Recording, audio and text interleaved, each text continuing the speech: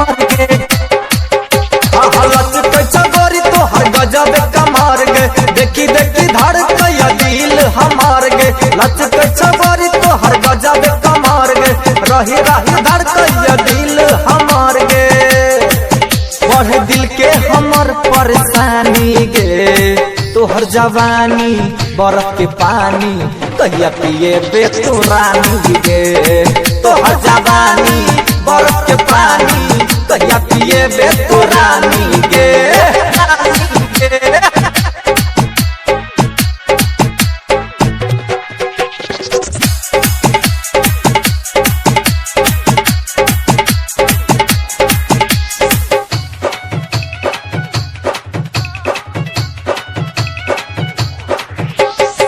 बैठन का जब तू निकले गोरी चलबे छे सबके दिल पछोड़ी गे बैठन का जब तू निकले गोरी चलबे छे सबके दिल पछोड़ी करे छो कतल तो हर तिरछी नजरिया देख कछोड़ा सब काटो अहुरिया करे छो कतल तो हर तिरछी नजरिया देख कछोड़ा सब काटो देख तो बढ़ दिल के परेशानी गे तोहर जवानी बरफ के पानी कहिया पिए बे तो रानी गे तोहर जवानी बरफ के पानी कहिया पिए बे तो रानी गे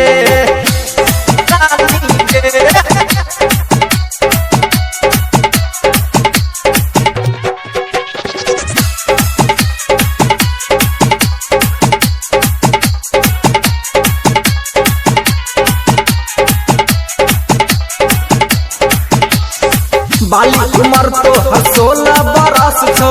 ओरे पोर में तोरा भरल गे रस छो गे बाली उमर तो 16 बरस छो ओरे पोर में तोरा भरल रस छो करे छे पागल हट फिगर देखा क अधकटी जींस गोरी चले छे लगा क करे छे पागल हट फिगर देखा क चले छे तू अधकटी जींस मुँह सचुए पानी गे तोहर जवानी बरफ के पानी कहिया पिए बे तू रानी गे तोहर जवानी बरफ के पानी कहिया पिए बे तू रानी गे